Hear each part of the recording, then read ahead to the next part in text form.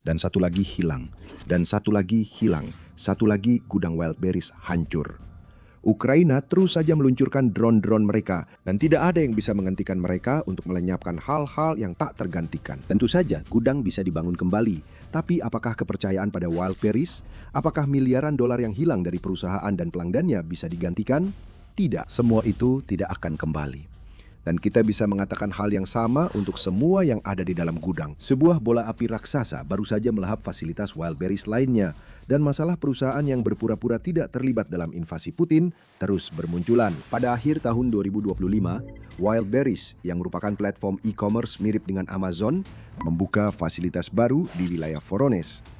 Gudang ini menjadi kebanggaan baru dari perusahaan yang terus berkembang selama perang di Ukraina. Mencakup area seluas 152.900 meter persegi dan memiliki kapasitas hingga 90 juta barang. Gudang ini dengan cepat menjadi mata rantai penting dalam rantai pasokan logistik besar yang telah dibangun Wildberries di daratan utama Rusia. Jutaan pembelian telah dilakukan, ribuan penjual mengandalkan gudang ini untuk bisnis mereka, dan puluhan ribu pelanggan melakukan barang pesanan di Wildberries yang melewati Voronezh sebelum akhirnya sampai ke tangan pembelinya. Gudang itu baru ada kurang dari setahun. Sekarang sebagian besar sudah hilang, terhapus dari peta, tidak akan pernah kembali. Pada 11 Agustus, Kiev Post melaporkan bahwa operator drone Ukraina telah melakukan serangan drone terhadap gudang-gudang baru Wildberries di Voronezh yang memicu kebakaran besar. Sedikit di bawah seperempat fasilitas itu dilalap api karena kobaran api menyebar ke 36.000 meter persegi ruang gudang, sebelum petugas pemadam kebakaran berhasil memadamkan api tersebut. Selain ruang gudang, Wildberries kehilangan ribuan, bahkan mungkin jutaan produk yang tidak terhitung jumlahnya, yang diandalkan oleh para penjualnya untuk dilindungi, dan kemungkinan besar sedang ditunggu oleh para pembelinya. Gubernur Regional Voronezh, Alexander Gusev, mengonfirmasi serangan tersebut dalam sebuah unggahan di Telegram.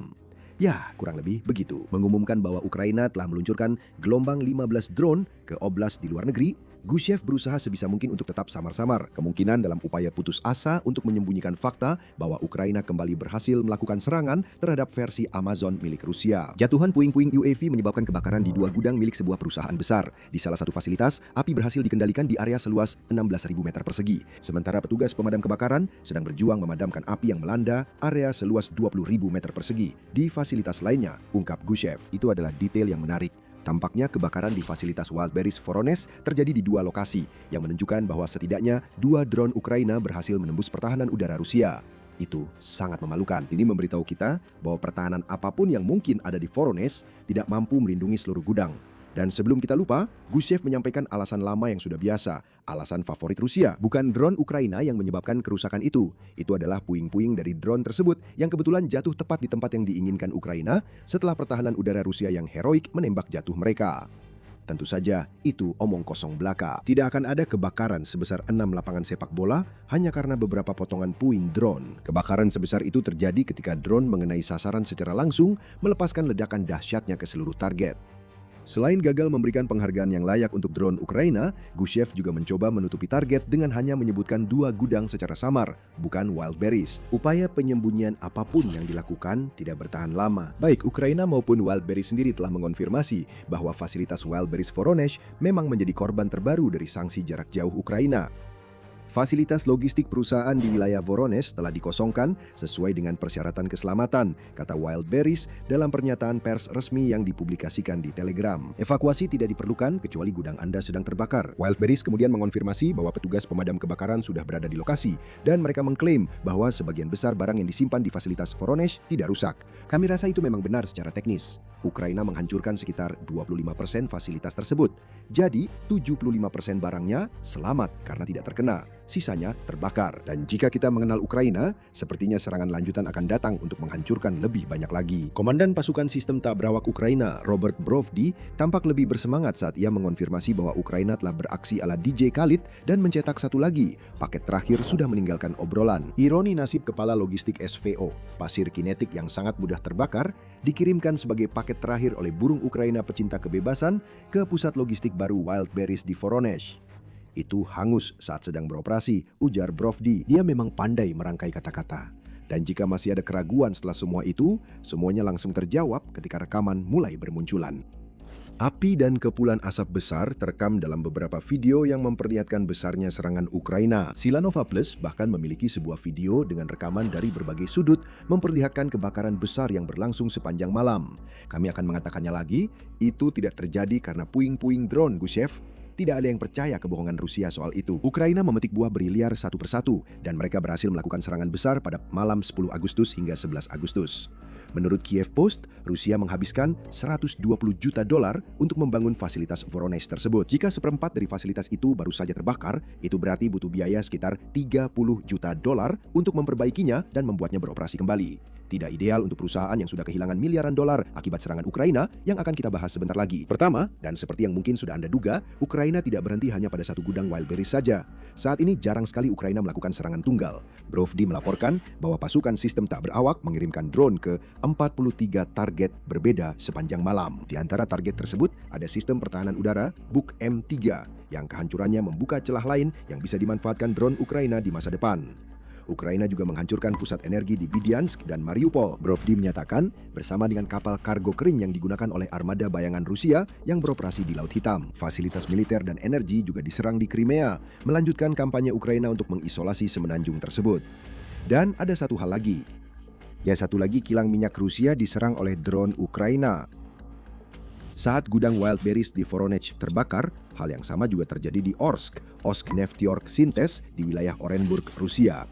Terletak sekitar 1.500 km garis depan, kilang itu adalah salah satu yang terbesar di wilayah tersebut dan menurut Ukraina merupakan perusahaan penting di sektor bahan bakar dan energi Rusia. Kita bisa melihat betapa pentingnya dari angka-angka yang dibagikan oleh Suara Baru Ukraina. Nefteyork Synthes bukanlah salah satu kilang terbesar di Rusia, tapi itu tidak berarti fasilitas tersebut kecil. Kilang ini memiliki kapasitas pengolahan sekitar 6 juta ton minyak mentah per tahun, yang diubah menjadi berbagai produk termasuk bahan bakar, minyak, bitumen, dan bahan bakar penerbangan. Skala kerusakan yang terjadi pada kilang tersebut masih sedang dinilai, meskipun staf umum Ukraina telah melaporkan bahwa serangan itu menyebabkan kebakaran. Jadi, itu satu lagi kilang yang terkena serangan. Sepertinya Ukraina tidak menunjukkan tanda-tanda melambat dalam serangan-serangan seperti ini setelah paruh pertama tahun 2026. Di mana drone mereka berhasil mengenai target kilang setidaknya 194 kali. Mungkin tujuan paruh kedua tahun ini adalah mencapai 200 serangan dalam 6 bulan.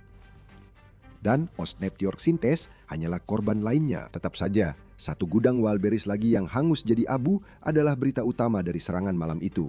Sekali lagi, drone Ukraina berhasil mengenai targetnya, dan lagi-lagi, tampaknya Rusia memang tidak memiliki pertahanan udara yang cukup untuk melindungi platform e-commerce terbesarnya. Kurangnya pertahanan sangat berarti. Kenapa? Jawaban sederhananya adalah, kehilangan Wildberries akan membuat ekonomi Rusia kacau balau. Tapi sebelum kita membahas lebih dalam tentang itu dan apa yang ingin dicapai Ukraina dengan serangan-serangan ini, sekedar mengingatkan, Anda sedang menonton acara militer ini. Kami memberikan gambaran lengkap, bukan hanya berita utama. Jika Anda ingin melihat analisis mendalam seperti ini, pastikan Anda berlangganan saluran ini dan aktifkan notifikasi. Siapapun yang mengikuti apa yang telah dilakukan Ukraina dengan serangan jarak jauhnya selama beberapa minggu terakhir akan tahu bahwa fasilitas Voronezh yang diserang Ukraina bukanlah aset Wildberries pertama yang menjadi target. Faktanya, itu masih jauh dari urutan teratas. Pada tanggal 3 Agustus, Ukraina sudah menyerang 14 gudang Wildberries selama kampanye 17 hari, yang diyakini telah membuat perusahaan kehilangan 1,5 juta meter persegi dari total 5,6 juta meter persegi ruang gudang yang mereka miliki. Itu menurut media Rusia Vertska yang juga menunjukkan bahwa Ukraina memulai kampanye ini dengan gebrakan besar. Mereka menargetkan gudang Wildberries di Elektrostal yang berada di wilayah Moskow dan berhasil memberikan pukulan ganda.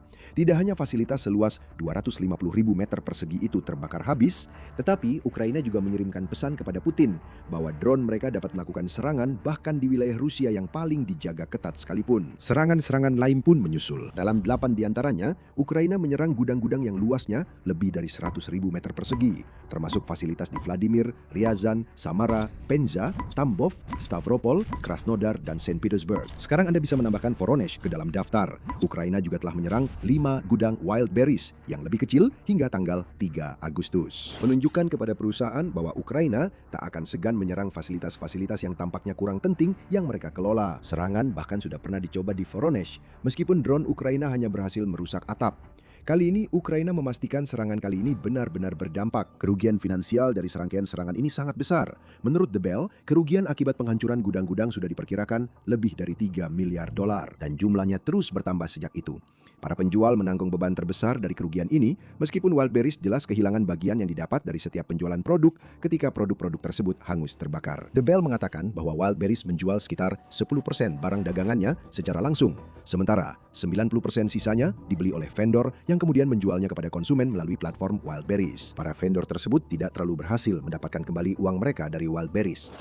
Perusahaan telah beberapa kali mengatakan bahwa mereka tidak berkewajiban untuk mengganti kerugian para vendor atas kerugian yang mereka alami akibat serangan drone Ukraina. Menariknya, bahkan ada petunjuk bahwa Wildberries sudah mengantisipasi hal seperti ini dan mempersiapkan diri untuk itu tepat sebelum Ukraina memulai kampanyenya terhadap gudang-gudang perusahaan tersebut. Pada 1 Juli, Moscow Times melaporkan bahwa perusahaan telah memperbarui perjanjian kemitraan dengan vendornya untuk menghapus tanggung jawab keuangan yang sebelumnya dimiliki atas barang-barang yang hilang atau rusak akibat serangan rudal, serangan drone, atau kerusuhan sipil. Perjanjian baru itu mulai berlaku pada 7 Juli, bersamaan dengan aturan baru lain yang menaikkan biaya komisi pedagang menjadi 20% untuk beberapa lini produk. Wildberries menjelaskan keputusan itu dalam pernyataan yang menyertainya dengan mengatakan, situasi ekonomi saat ini, khususnya kenaikan harga bahan bakar yang signifikan dan peningkatan biaya logistik yang diakibatkannya, secara langsung memengaruhi biaya operasional. Namun, waktu terjadinya semua ini sangat mencurigakan. Hanya beberapa minggu setelah pembaruan ini dilakukan, serangan drone Ukraina mulai datang bertubi-tubi. Jika kita berpikiran konspiratif, kita akan mengatakan bahwa Wildberries sudah tahu bahwa sesuatu akan terjadi. Kemungkinan besar karena koneksinya dengan Kremlin dan informasi intelijen yang didapat dari koneksi tersebut. Jadi, Wildberries menghapus semua tanggung jawab kompensasi yang dimilikinya dan mencoba mengeruk sebanyak mungkin uang dari para vendornya sebelum semua gudangnya mulai runtuh. Sekarang tidak ada vendor yang mendapatkan kembali uang mereka untuk produk yang telah hilang. Itu mungkin melindungi Wildberries dari tekanan keuangan jangka pendek yang lebih besar. Tapi itu bukan strategi jangka panjang yang bagus. Vendor-vendor yang marah karena kehilangan ribuan dolar produk akibat kebakaran gudang tidak mungkin akan mempercayakan bisnis mereka kepada Wildberries di masa depan. Perusahaan ini bisa saja sedang menyiapkan diri untuk masalah besar di masa depan, dengan asumsi mereka bahkan mampu bertahan dari serangan kilat Ukraina tanpa hancur. Bagi Ukraina, menciptakan kemarahan itu adalah tujuan utamanya, dan itu bukan hanya soal kemarahan yang ditujukan kepada Wildberries saja. Ukraina punya urusan yang lebih besar, dan mereka berharap serangan terhadap Wildberries ini akan membantu mereka mencapai sasaran besar itu. Sebelum kami menjelaskan lebih lanjut, ada juga dampak terhadap ekonomi Rusia yang perlu dipertimbangkan. Serangan terhadap fasilitas Wildberries di Voronezh hanyalah yang terbaru dari serangkaian serangan yang mempengaruhi perusahaan yang memberikan kontribusi besar bagi ekonomi Rusia. Bersama dengan pesaing utamanya Ozon dan platform retail online lainnya, Wildberries menyumbang 8,5% dari produk domestik bruto Rusia. Sebagai yang terbesar di antara para retail ini, Wildberries memiliki dampak yang paling signifikan. Sektor e-commerce di Rusia juga menyediakan sekitar 4 juta lapangan kerja menurut laporan The Week. Itu berarti sektor ini mencakup sekitar 5% dari total tenaga kerja Rusia. Dan sekali lagi, Wildberries berada di pusat semuanya. Antara pekerjaan yang ditawarkan secara langsung dan banyaknya pekerjaan pendukung yang dibutuhkan untuk menjaga barang tetap bergerak, produk tetap dibuat, dan segala hal lainnya, Wildberries berperan dalam mata pencaharian jutaan orang Rusia. Sekarang bayangkan, jika Wildberries menghilang, gelombang kejut ekonomi akan menyebar ke seluruh Rusia dan Kremlin mengetahuinya sama baiknya dengan Ukraina. Wildberries dianggap sebagai pusat dari rencana pertumbuhan ekonomi menurut laporan The Week, sampai-sampai pemerintah Rusia sudah membeli 5% saham di perusahaan tersebut. Sekarang pemerintah akan turun tangan untuk melakukan apapun yang bisa dilakukan demi menyelamatkan Wildberries. Dalam laporan tanggal 6 Agustus, New Voice of Ukraine mengatakan bahwa negara Rusia hampir pasti akan dipaksa untuk turun tangan menyelamatkan perusahaan tersebut. Menurut sepasang sumber pasar e-commerce yang tidak disebutkan namanya di dalam Rusia, bantuan dana talangan bernilai miliaran dolar akan dibutuhkan dan angka itu hanya akan terus naik jika Ukraina terus menyerang gudang dan pusat logistik Wildberries. Dan di balik semua ini ada para pedagang, orang-orang yang kehilangan produk dan tidak dibayar untuk apa yang berhasil mereka jual. Media yang sama menunjukkan bahwa Wildberries biasanya membayar para penjualnya dalam waktu 3 minggu setelah produk mereka terjual. Namun, keterlambatan terjadi karena perusahaan menghadapi kekurangan kas yang disebabkan oleh serangan Ukraina. 3 minggu telah berubah menjadi 3 bulan. Krisis berantai pun muncul. Tidak hanya para penjual tidak mendapatkan kompensasi atas produk yang hilang, tetapi mereka juga harus menghadapi pembayaran yang masuk jauh lebih lambat dari perkiraan. Bagi para penjual dengan margin tipis yang jumlahnya mencapai ribuan penjual produk murah, keterlambatan ini bisa menjadi akhir bagi usaha kecil mereka. Dan semakin banyak usaha kecil yang gulung tikar, semakin sedikit pula penjual yang ada di Wildberries, yang menyebabkan perusahaan menghasilkan lebih sedikit uang, yang pada akhirnya menyebabkan lebih banyak keterlambatan.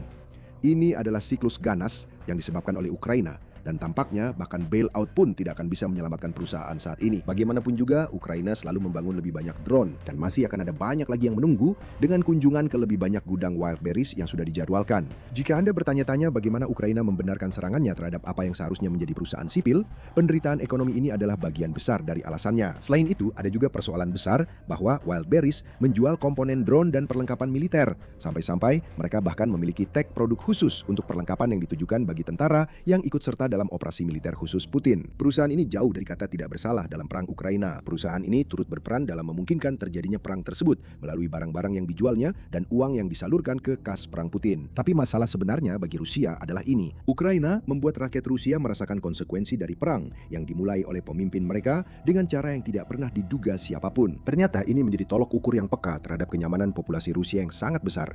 Orang-orang yang menganggap diri mereka sama sekali tidak tersentuh oleh tindakan negara agresor. Demikian kata Brovdi tentang serangan terhadap Wildberries dalam wawancara dengan AP News. Itu adalah cara yang sangat menahan diri untuk membicarakan apa yang dilakukan Ukraina dari seorang pria yang dikenal karena antusiasmenya. Tetapi itu menyampaikan maksudnya. Bahkan serangan ke kilang minyak yang dilakukan Ukraina tidak memengaruhi rakyat Rusia secara luas dan tentu saja tidak secepat seperti gudang Wildberries yang terbakar di seluruh negeri. Orang-orang Voronezh dan wilayah sekitarnya sekarang akan merasakan penderitaan itu.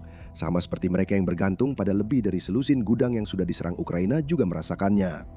Wildberries kembali lagi punya peran sentral dalam kehidupan orang Rusia, kurang lebih seperti Amazon di Barat. Itulah tempat orang Rusia memesan hampir semua barang yang mereka beli secara online, termasuk produk yang sulit mereka dapatkan karena sanksi Barat. Semua itu sekarang mulai menghilang, dan hal itu memberi tekanan pada Putin untuk mencari solusi. Kemarahan yang tadi kita bicarakan akan berubah menjadi ketakutan, dan semua emosi negatif ini akan diarahkan kepada Putin. Setidaknya itulah yang diharapkan Ukraina. Pada akhirnya, apa yang baru saja kita lihat di Voronezh adalah bagian dari kampanye yang jauh lebih luas untuk membawa perang kembali ke Rusia sampai pada titik di mana rakyat Putin sendiri mulai memberontak. Ukraina percaya bahwa pendekatan itu pada akhirnya akan membuat Putin kembali ke meja perundingan. Bukan karena dia ingin berada di sana, tetapi karena dia tidak punya pilihan lain. Secepat apapun dampak serangan-serangan ini terasa di Rusia, Putin merespons tekanan tersebut dengan melakukan eskalasi. Itulah yang biasanya dilakukan. Dan itu adalah tanda bahwa pemimpin Rusia itu mulai putus asa. Presiden Ukraina Volodymyr Zelensky mengklaim pada 10 Agustus bahwa Rusia kini benar-benar menculik orang-orang di jalanan untuk memaksa mereka mendaftar ke tentara Rusia. Zelensky juga mengklaim bahwa Rusia membeli peralatan militer Korea Utara dalam jumlah besar, kemungkinan untuk melakukan serangan yang lebih kuat terhadap Ukraina. Setiap langkah yang diambil Rusia, mulai dari meningkatkan produksi rudal balistik, mendatangkan peralatan dari Korea Utara, hingga mempersiapkan mobilisasi, semua ini menunjukkan bahwa Moskow sedang bersiap bukan untuk perdamaian, tetapi untuk eskalasi. Dan dunia harus merespon sekarang, bukan menunggu, tegas Zelensky. Dia tidak salah. Rencana Putin mungkin adalah mengerahkan segala yang dimiliki Rusia untuk memenangkan perang di Ukraina agar dia tidak perlu bernegosiasi untuk kesepakatan damai. Respons Ukraina akan tetap sama seperti sebelumnya. Serangan terhadap Wildberries dan komponen penting lain dari mesin perang Rusia terus menambah tekanan. Selama Ukraina dapat mempertahankan pertahanannya di dalam negeri, mereka bisa menghancurkan Putin di dalam negeri. Voronezh adalah target terbaru. Kami berani bertaruh bahwa lebih banyak gudang Wildberries akan segera merasakan neraka yang disebabkan oleh drone Ukraina. Jika Putin harus dipaksa masuk ke perundingan damai, tekanan dari Ukraina saja mungkin tidak cukup.